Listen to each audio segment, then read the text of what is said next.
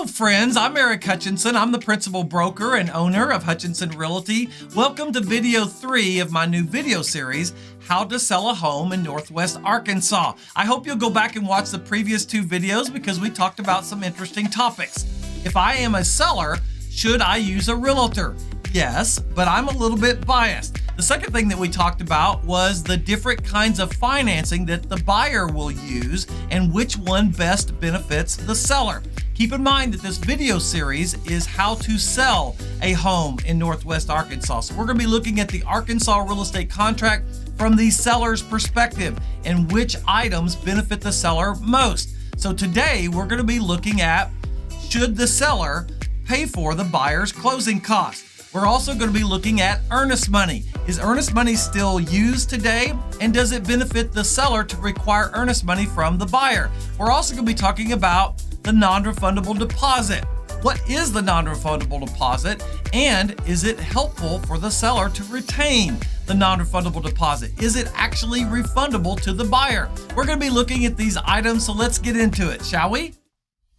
So we're going to look at item number 5, loan and closing costs. This is where the buyer will or will not ask the seller to pay for their closing costs. Now, of course, if the buyer doesn't need their closing costs paid for, they're going to leave this blank empty up here. But if the buyer does need their closing costs paid for, they'll say something like, seller to pay for buyer's closing costs up to but not exceeding $5,000. There needs to be a not to exceed clause in this little paragraph if the buyer is asking the seller to pay for their closing costs. Well, should the seller pay for the buyer's closing costs? Well, the should is if there are no other buyers, this is the only offer you have on the table, then you can decide what your bottom line is and whether or not this is a good scenario for you. But I will tell you, this happens all the time, especially in affordable housing.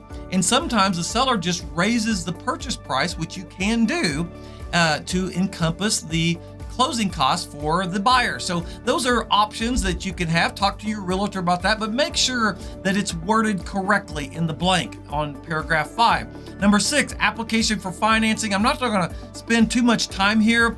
This just says that the buyer has to formally apply for their loan within 5 business days. That means the buyer actually fills out an application to the bank or the mortgage lending institution, and they order the appraisal and they get things started. There's a credit report and all kinds of things that need to happen, and usually the buyer has to expend some money to get the ball rolling, and it's really important that they fall within that 5 business days, the first 7 days of the contract. Now let's switch over and let's look at item number 7 and 8. Number 7 talks about earnest money, and you notice it says see earnest money addendum.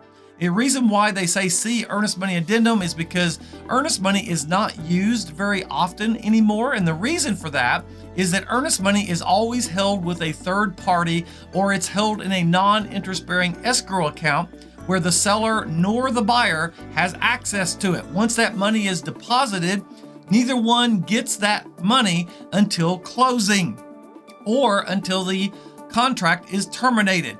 The earnest money was originally designed to benefit the seller in case the buyer backs out for non-legitimate reasons. But now the problem is since it's held with a third party, both parties have to sign an agreement that says where that earnest money goes. And if the buyer says, nope, I want the earnest money back, and the seller goes, nope, I want it back, then it goes to either small claims court or to mitigation, where someone has to decide where that money goes, and therein lies the problem, because the seller can't sell the house until they deal with the earnest money problem. So earnest money isn't used as much. It does give a little bit of validity to the buyer, but I will tell you that I prefer item number 8, which is the non-refundable deposit. The non-refundable deposit means the buyer is going to write a check directly to the seller. The money goes directly to the seller deposits it into their bank account, and that money can be spent before closing. And so therein lies why it's called non-refundable, because the buyer doesn't get it back.